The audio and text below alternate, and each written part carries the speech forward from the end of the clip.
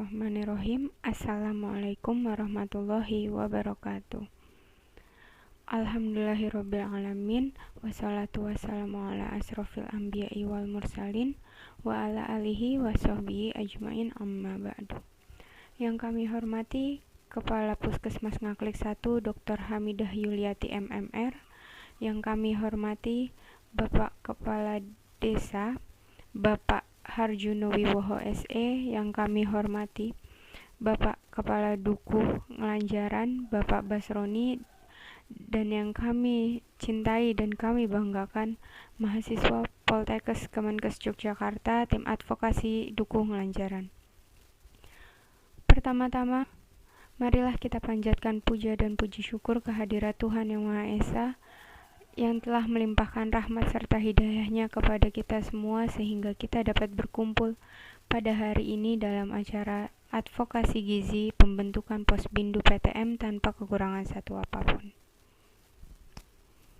Tak lupa salawat serta salam kita curahkan kepada Nabi Agung kita, Nabi Muhammad SAW, yang telah membawa kita dari zaman kegelapan ke zaman yang terang benderang seperti sekarang ini.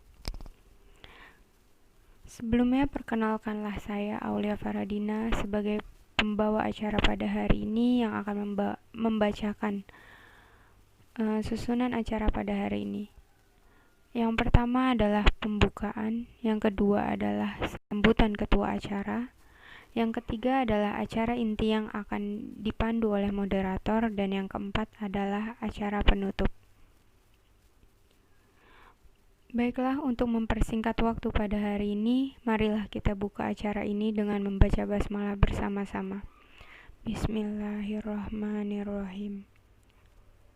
Selanjutnya memasuki acara kedua, yaitu sambutan ketua acara. Kepada Saudari Hilma Rosyida selaku ketua acara, waktu dan tempat kami persilahkan. Bismillahirrahmanirrahim. Assalamualaikum warahmatullahi wabarakatuh. Yang terhormat Bapak Kepala Desa Bapak Harjono Wiwoho, Kepala Dukuh Ngelanjaran Bapak Basroni, serta Kepala Puskesmas Ngaklik 1 Dr. Hamidah Yulianti yang kami banggakan. Alhamdulillah, pada kesempatan ini kami sampaikan di masa pandemi ini Allah masih berikan kita kesehatan dan keselamatan sehingga kita masih bisa berkumpul dalam kegiatan yang dilakukan oleh kami dari Poltekkes Kemenkes Yogyakarta. Dan tak lupa salawat serta salam kita haturkan kepada junjungan kita Nabi besar Muhammad SAW, karena dengan perjuangan beliau dan sahabat-sahabatnya kita dapat merasakan manisnya Islam sampai saat ini. Bapak dan Ibu yang saya hormati, mohon izin memperkenalkan diri. Saya Hilma Rosyida mewakili teman-teman dalam praktik yang dilaksanakan oleh Poltekkes Kemenkes Yogyakarta jurusan gizi. Kami, kelompok ini terdiri dari 8 orang, melakukan beberapa kegiatan yang kami harapkan berdampak terhadap kemajuan kesehatan, khususnya untuk wanita usia subur hingga lansia di Dusun Ngelanjaran, yang bertujuan untuk mendeteksi secara dini penyakit hipertensi dan penyakit tidak menular lainnya. Hipertensi merupakan tantangan besar di Indonesia. Menurut data Riskesdas, pada tahun 2018 dilaporkan bahwa angka kejadian hipertensi secara nasional adalah sebesar 34,1%. Bapak dan Ibu, permasalahan gizi masyarakat adalah tanggung jawab kita bersama, sehingga yang kami butuhkan adalah peran aktif dari seluruh tokoh masyarakat dan dari seluruh unsur masyarakat. Karena gizi yang sedang kita kerjakan sekarang itu adalah aset di masa yang akan mendatang. Karena salah satu faktor yang menyebabkan tingginya angka hipertensi di Indonesia adalah kurangnya partisipasi masyarakat dalam penanggulangan masalah gizi, masalah hipertensi. Bapak dan Ibu, di kesempatan ini kami memohon dengan sangat bantuan dan dukungan, baik itu tenaga maupun materi yang diberikan kepada kami ataupun kepada kegiatan pengembangan Posbindu di Dusun Ngelanjaran. Bapak dan Ibu, terima kasih sekali lagi mewakili teman-teman kelompok ini atas partisipasinya serta meluangkan waktu pada kegiatan kami. Kurang dan lebihnya kami mohon maaf. Bila ada hal-hal yang tidak berkenan, semoga Allah ridho dengan segala apa yang kita kerjakan dan semoga kegiatan kita diberikan kelancaran. Terima kasih. Wassalamualaikum warahmatullahi wabarakatuh. Terima kasih kepada Saudari Hilma Roshidah atas sambutannya. Selanjutnya acara ketiga yaitu acara inti, yaitu penyampaian advokasi gizi pembentukan Posbindu PTM yang akan dipandu oleh moderator. Kepada Saudari Dina Ardaningsih dipersilahkan untuk memandu jalannya acara. Perkenalkan, saya Dina Ardaningsih, berperan sebagai moderator pada kegiatan hari ini. Kegiatan hari ini akan dilakukan diskusi dan penyampaian materi. Penyampaian materi akan dibagi menjadi 2 sesi. Sesi yang pertama yaitu akan disampaikan oleh Tiara Azahra dan Irma Nusita, sedangkan sesi kedua akan disampaikan oleh Nisa Alvina dan Hani Zulfiha. Baiklah, mari kita mulai pada sesi pertama kegiatan penyampaian materi. Materi yang pertama yaitu tentang Posbindu akan disampaikan oleh Saudari Tiara. Untuk waktu dan tempatnya saya persilakan. Baik, terima kasih untuk moderator. Assalamualaikum warahmatullahi wabarakatuh. Yang pertama, saya ingin mengucapkan terima kasih kepada Bapak Herjono Wiwoho SS selaku VC Kepala Desa Lanjaran dan Bapak atau Ibu seperangkat desa yang sudah memberikan saya kesempatan untuk menyampaikan materi terkait Posbindu dalam kesempatan ini. Perkenalkan, nama saya Tiara Zarfaitno, mahasiswi jurusan Gizi Poltekkes Kemenkes Yogyakarta semester 6. Baiklah, mari kita langsung saja ke materinya. Dalam sesi materi yang akan saya bahas kali ini terkait yang pertama pengertian Posbindu PTM, kemudian yang kedua tujuan dan sasaran Posbindu PTM, yang ketiga pelaku Posbindu PTM, yang keempat yaitu kegiatan Posbindu PTM. Mari kita mulai. Yang pertama yaitu pengertian Posbindu PTM. Posbindu merupakan salah satu upaya kesehatan masyarakat yang berorientasi kepada upaya promotif dan preventif pengendalian penyakit tidak menular dengan melibatkan masyarakat mulai dari perencanaan, pelaksanaan, pemantauan serta evaluasi. Masyarakat dilibatkan sebagai agen perubahan, sekaligus sumber daya menggerakkan Posbindu sebagai upaya kesehatan berbasis masyarakat yang diselenggarakan sesuai kemampuan dan kebutuhan masyarakat. Kemudian yang kedua yaitu tujuan dan sasaran Posbindu. Tujuan utama kegiatan Posbindu PTM adalah untuk meningkatkan peran serta masyarakat dalam pencegahan dan penemuan dini faktor resiko PTM. Oleh karena itu, sasaran Posbindu PTM cukup luas, mencakup semua masyarakat usia 15 tahun ke atas, baik itu dengan kondisi sehat, masyarakat berisiko, maupun masyarakat dengan kasus PTM. Bagi sasaran masyarakat dengan kondisi sehat, Posbindu PTM bertujuan untuk memberikan penyuluhan dan upaya agar tidak sampai menjadi masyarakat yang berisiko terkena penyakit PTM. Bagi masyarakat berisiko, Posbindu PTM bertujuan untuk mengenali faktor risiko PTM yang ada dan upaya mengurangi jumlah maupun intensitas faktor risiko tersebut agar tidak terjadi penyakit PTM. Dan untuk masyarakat dengan penyakit PTM, Posbindu PTM bertujuan untuk mengontrol dan menjaga kesehatan secara optimal, baik dengan upaya preventif seperti penyuluhan dan kuratif melalui sistem rujukan Posbindu PTM ke puskesmas. Kemudian yang ketiga yaitu pelaku Posbindu PTM. Pelaksanaan Posbindu PTM dilakukan oleh kader kesehatan yang telah ada atau beberapa orang yang dari masing-masing kelompok atau organisasi atau lembaga atau tempat kerja yang bersedia menyelenggarakan Posbindu PTM yang dilatih secara khusus, dibina atau difasilitasi untuk melakukan pemantauan faktor resiko PTM di masing-masing kelompok atau organisasinya. Kriteria kader Posbindu PTM antara lain yaitu berpendidikan minimal SLTA atau SMA, mau dan mampu melakukan kegiatan berkaitan dengan Posbindu PTM. Kemudian yang terakhir yaitu kegiatan Posbindu PTM. Kegiatan Posbindu PTM yaitu yang pertama, kegiatan menggali informasi faktor risiko dengan wawancara sederhana tentang riwayat penyakit PTM pada keluarga dan diri peserta. Aktivitas fisik, merokok, kurang makan sayur dan buah, potensi terjadinya cedera atau kekerasan dalam rumah tangga, serta informasi lainnya yang dibutuhkan untuk identifikasi masalah kesehatan berkaitan dengan terjadinya PTM. Aktivitas ini dilakukan saat pertama kali kunjungan dan berkala, dilakukan sebulan sekali. Yang kedua yaitu kegiatan pengukuran berat badan, tinggi badan, IMT, lingkar perut, dan tekanan darah sebaiknya diselenggarakan 1 bulan sekali. Untuk pengukuran tekanan darah bisa disesuaikan ukuran masetnya dengan ukuran lengan atas. Kemudian yang ketiga, kegiatan konseling dan penyuluhan harus dilakukan setiap melakukan posbindu PTM. Hal ini penting dilakukan karena pemantauan faktor risiko kurang bermanfaat bila masyarakat tidak tahu cara mengendalikannya. Kemudian yang keempat yaitu kegiatan aktivitas fisik atau olahraga bersama. Sebaiknya tidak hanya dilakukan jika ada penyelenggaraan posbindu PTM, namun perlu dilakukan rutin setiap minggu. Demikian materi yang dapat saya sampaikan, kurang lebihnya mohon maaf. Apabila ada pertanyaan atau hal terkait materi yang lebih ingin didiskusikan, Bapak atau Ibu bisa menyampaikan melalui moderator atau menghubungi saya melalui nomor WA dengan nomor 089570434177. Terima kasih. Waktu dan tempat saya kembalikan kepada moderator. Kita sudah mendengar penyampaian materi Pospindu dari Saudari Tiara Azara. Untuk materi yang kedua yaitu mengenai penyakit tidak menular akan disampaikan oleh Ilma Lusita. Waktu dan tempatnya saya persilakan. Ya, terima kasih untuk moderator. Assalamualaikum warahmatullahi wabarakatuh. Pertama-tama perkenalkan, nama saya Ilma Lusita. Pada kesempatan hari ini saya akan memaparkan materi hipertensi.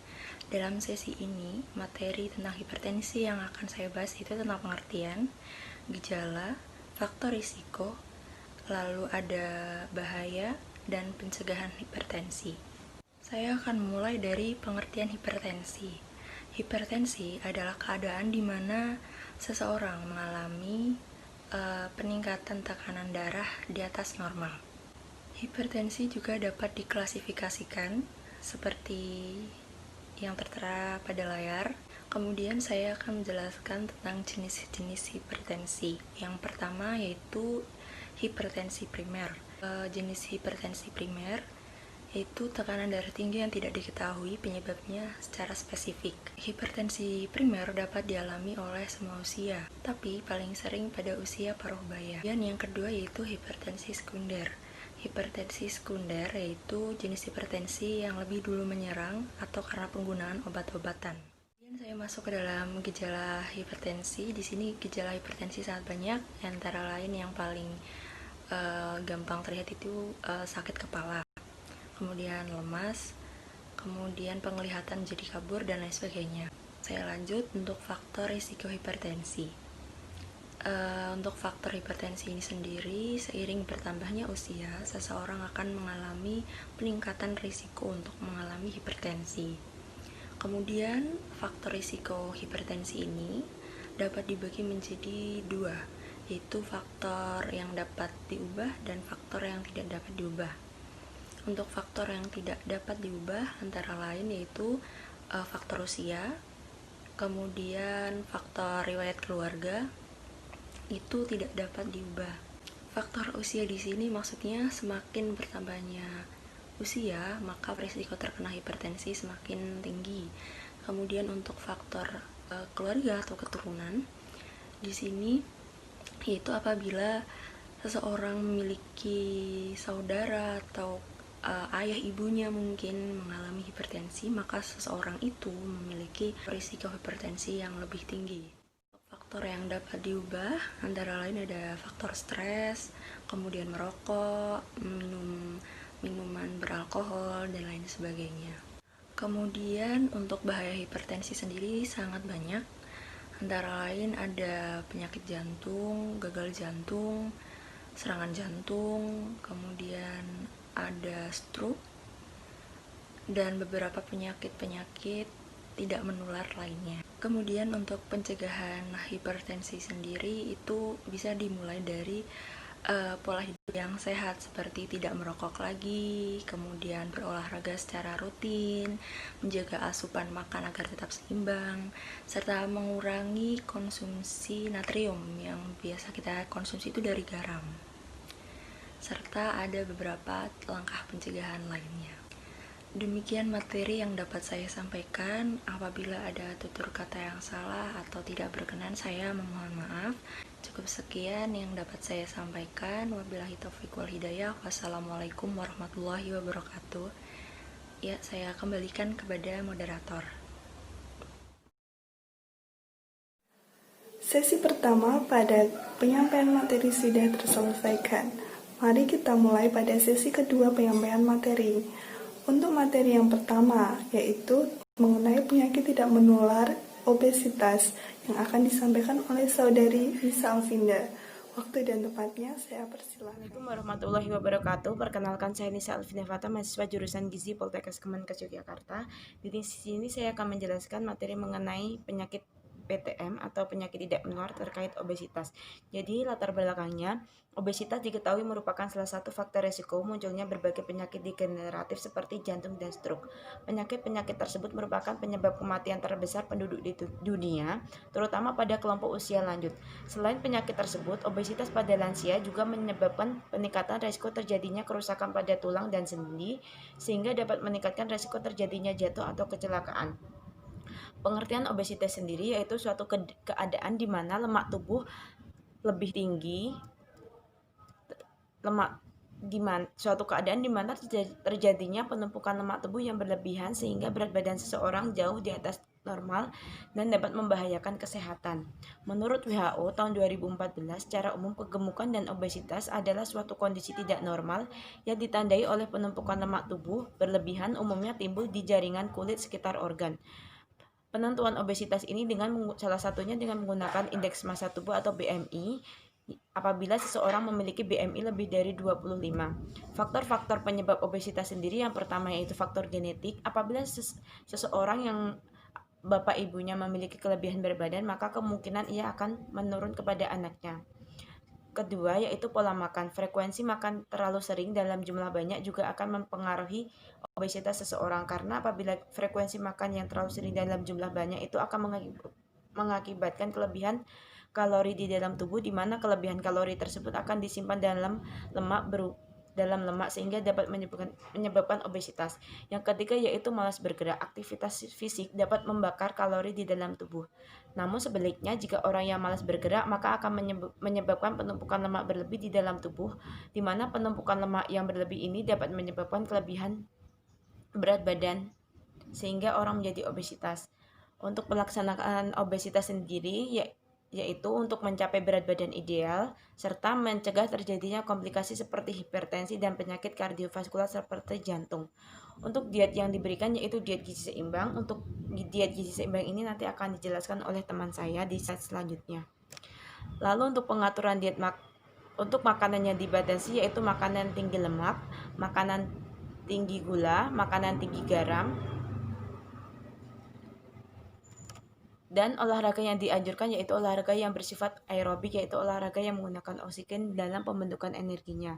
Untuk olahraga yang dianjurkan sendiri seperti berjalan selama 20-30 menit setiap harinya, seperti berenang, bersepeda santai, jogging, senam aerobik, dan lain-lain.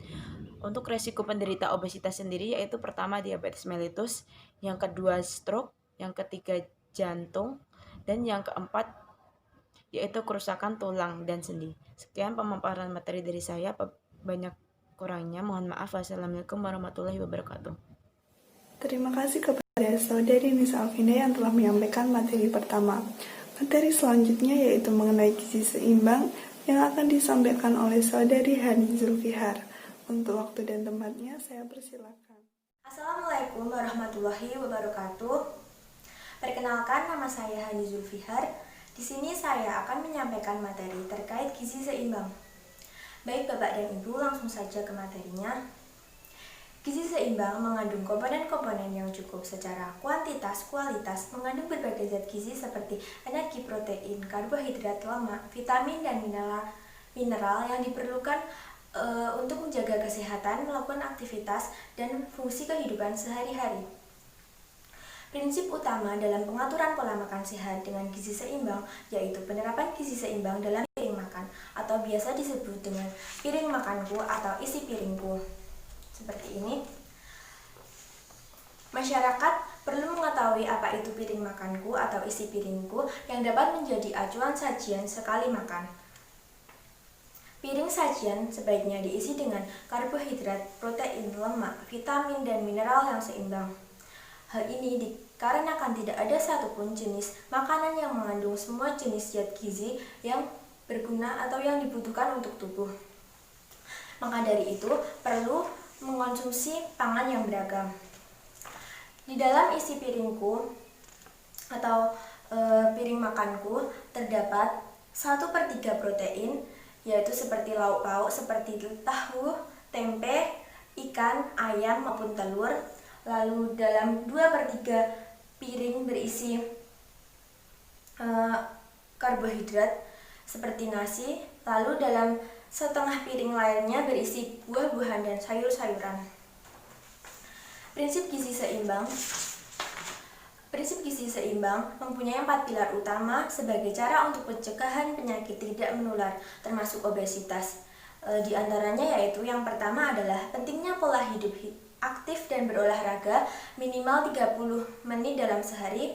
Yang kedua yaitu menjaga berat badan ideal dengan membiasakan mengamati naik turunnya berat badan atau menjaga berat badan agar stabil normal.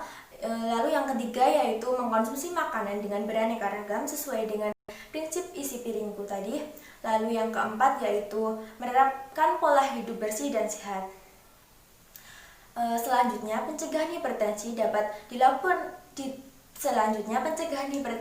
dapat dilakukan dengan melalui pengaturan pola makan. Salah satu cara mengatur pola makan yaitu membatasi konsumsi garam. Dalam sehari, konsumsi yang aman dalam mengkonsumsi gula yaitu sebanyak 4 sendok makan. Lalu untuk mengkonsumsi garam dalam sehari yaitu 1 sendok teh, dan untuk lemak yaitu 5 sendok makan atau biasa disingkat dengan G4, G1, dan E5. Gula merupakan salah satu sumber energi yang dibutuhkan manusia. Namun jika berlebihan, gula dapat menyebabkan obesitas dan memicu diabetes tipe 2. Sementara garam mengandung natrium dan sodium. Garam dalam jumlah yang sesuai atau yang dibutuhkan untuk tubuh dapat mengatur kandungan air dalam tubuh. Tetapi jika berlebihan garam dapat menyebabkan hipertensi hingga stroke. Sedangkan lemak juga diperlukan dalam tubuh untuk cadangan energi. Tetapi jika lemak dikonsumsi secara berlebihan dapat menyebabkan atau memicu terjadinya penyakit jantung hingga kanker. Jenis-jenis makanan yang perlu dihindari atau dibatasi yaitu ada makanan yang diolah dengan menggunakan garam natrium seperti keripik, mie instan, dan makanan yang kering yang asin. Ada juga makanan yang memiliki lemak jenuh tinggi seperti otak, ginjal, paru, minyak kelapa, dan gajih. Lalu ada makanan dan minuman kaleng atau makanan dan minuman yang diawetkan seperti sarden, kornet, sayur-sayuran dan buah dalam kaleng, dan juga kecap. Pencegahan dan pengendalian hipertensi sangat penting dilakukan agar terhindar dari berbagai penyakit, terutama penyakit tidak menular. Kita semua tahu kesehatan merupakan aset yang sangat penting untuk masa depan. Jadi, mari mulai atur pola makan sedari dini, batasi konsumsi garam, konsumsi banyak sayur dan buah, serta jangan lupa melakukan aktivitas fisik. Demikian materi yang dapat saya sampaikan. Apabila ada pertanyaan, dapat langsung disampaikan kepada moderator. Demikian dari saya, kurang lebihnya mohon maaf. Wabillahi taufiq wal hidayah. Wassalamualaikum warahmatullahi wabarakatuh. Berdasarkan materi yang telah dipaparkan oleh saudari Tiara, Irma, Nisa, dan Hani mengenai posbindu, penyakit tidak menular yaitu hipertensi dan obesitas, serta mengenai gizi seimbang, maka dapat disimpulkan bahwa posbindu merupakan upaya kesehatan masyarakat atau UKM yang berorientasi kepada upaya promotif dan preventif pengendalian penyakit tidak menular, khususnya hipertensi dan obesitas, dengan melibatkan masyarakat mulai dari perencanaan, pelaksanaan, pemantauan, dan penilaian, sehingga dapat mendeteksi dan menanggulangi secara dini masalah yang ada di masyarakat. Dengan terselenggaranya pembentukan posbindu ini, dapat menjadi suatu cara untuk mengajak masyarakat bersama-sama mendeteksi masalah penyakit tidak menular yang ada di masyarakat, sehingga masyarakat khususnya individu dapat menjadi lebih sadar akan kesehatannya. Maka dari itu kami di sini ingin meminta dukungan, tanggapan dan saran dari Bapak Ibu sekalian mengenai program yang akan kami laksanakan.